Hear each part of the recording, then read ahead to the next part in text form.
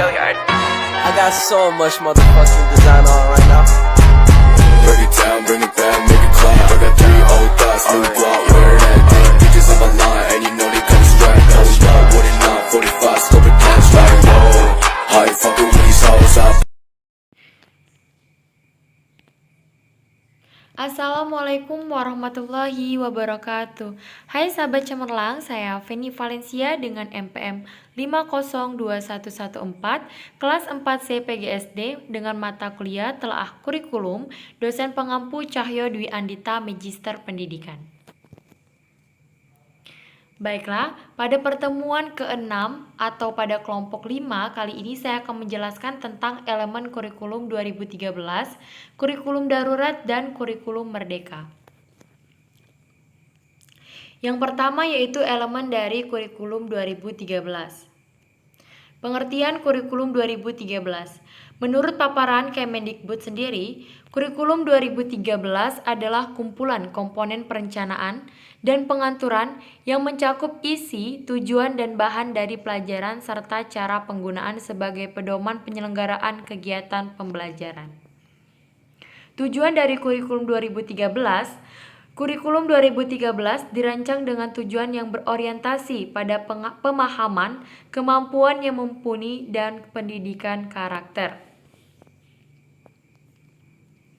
Dan elemen-elemen perubahan kurikulum 2013, yang pertama yaitu standar kompetensi kelulusan atau SKL. Dalam kompetensi lulusan, terdapat perubahan secara kultural, holistik, yang didukung oleh semua materi atau mapel terintegrasi secara vertikal maupun horizontal, sehingga output lulusan tidak hanya sekedar mumpuni dalam bidang keilmuannya saja, melainkan perkembangan kemampuan secara praktek juga mengalami peningkatan. Yang kedua yaitu adalah standar isi atau SI. Perubahan pada materi pembelajaran dikembangkan sesuai dengan basis kompetensi, sehingga dapat memenuhi aspek kesesuaian dan kecukupan. Selain itu, standar isi dalam kurikulum 2013 diharapkan mampu mengakomodasi ragam konten lokal nasional maupun internasional antara lain TIMMS, PISA, dan PIRLS. Selanjutnya yang ketiga adalah standar proses. Perubahan pada proses pembelajaran dalam kurikulum 2013 terdiri dari beberapa cakupan khusus. Pertama, kurikulum 2013 berorientasi pada karakteristik kompetensi yang mencakup beberapa aspek sikap, di mana menurut Cardwell berisikan tentang sikap menerima, menjalankan, menghargai, menghayati, dan mengamalkan. Dan yang selanjutnya adalah standar penilaian. Untuk mempercepat perkembangan para peserta didik, sistem penilaian pada kurikulum 2013 juga dikembangkan. Ini sesuai dengan harapan pada sistem penilaian kurikulum 2013 yang tertuang dalam Permendikbud nomor 66 tahun 2013, di mana terdapat kewajiban antara guru dan satuan pendidikan untuk mengevaluasi hasil belajar siswa secara menyeluruh, komprehensif, kompleks, valid, dan dapat dipertanggungjawabkan. Untuk standar penilaian sendiri, perubahan pada penilaian terdiri dari sistem penilaian berbasis tes dan non-tes atau portofolio. Kemudian ditambah dengan menilai proses dan output melalui penggunaan authentic assessment.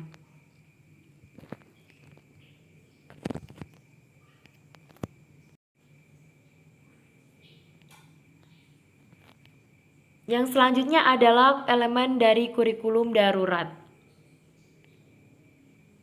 Kurikulum darurat pada masa pandemi COVID-19 memiliki fleksibilitas yang tinggi, sehingga lembaga memiliki keleluasaan dalam mengembangkan struktur kurikulum, kegiatan belajar, dan media pembelajaran dengan memenuhi aturan protokol kesehatan. Struktur kurikulum sampai ke tahap penilaian. Yang pertama yaitu struktur kurikulum di masa darurat mereduksi dari kurikulum 2013 atau K13 menyangkut jumlah jam mata pelajaran dan durasi waktu. Yang kedua, pengembangan materi pelajaran di masa darurat dapat dipilih oleh guru. Mata pelajaran yang dimana akan menjadi prioritas dalam pembelajaran dan yang mana yang dapat dipelajari siswa secara mandiri.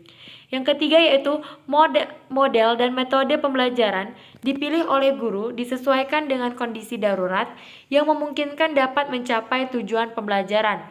Kemudian guru secara kreatif mengembangkan metode dan model tersebut disesuaikan dengan karakteristik materi atau tema pembelajaran. Yang keempat yaitu media dan sumber belajar dapat menggunakan sumber dan media apapun yang memang disesuaikan dengan kondisi darurat. Yang kelima, perencanaan pembelajaran atau RPP harus disusun oleh guru. Dalam menyusun RPP, guru harus merujuk pada SKL, KI, KD, dan indikator pencapaian yang diturunkan dari KD. Yang keenam, kegiatan pembelajaran harus memperhatikan berbagai aspek dan regulasi, salah satunya yaitu SKB 4 Menteri, Menteri Pendidikan, Menteri Agama, Menteri Kesehatan, dan Menteri Dalam Negeri.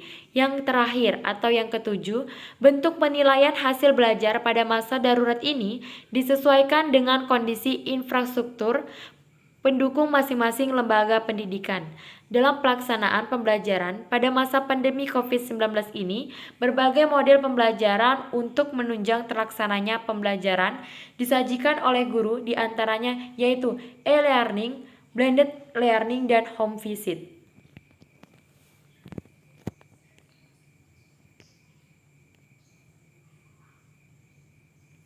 Yang selanjutnya yaitu adalah elemen kurikulum merdeka. Kurikulum merdeka belajar pada dasar struktur kurikulum merupakan bagian paling penting dalam kurikulum itu sendiri. Karena agar dapat menganalisis kebutuhan dan menjalankan kurikulum sesuai dengan kenyataan lapangan. Kurikulum merdeka mengutamakan pengembangan karakter melalui konten pada pembelajaran dan profil pelajar Pancasila.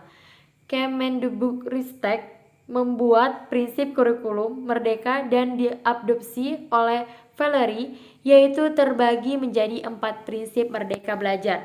Di antaranya adalah yang pertama, mengubah USBN menjadi asesmen kompetensi. Yang kedua, mengganti ujian nasional atau UN menjadi asesmen kompetensi minimum dan survei karakter. Yang ketiga, meminimalisikan rencana pelaksanaan pembelajaran atau RPP.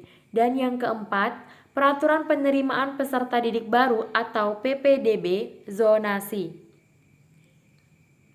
Itulah tadi penjelasan saya tentang elemen-elemen dari kurikulum 2013, kurikulum darurat, dan kurikulum merdeka. Semoga semuanya paham ya. Terima kasih.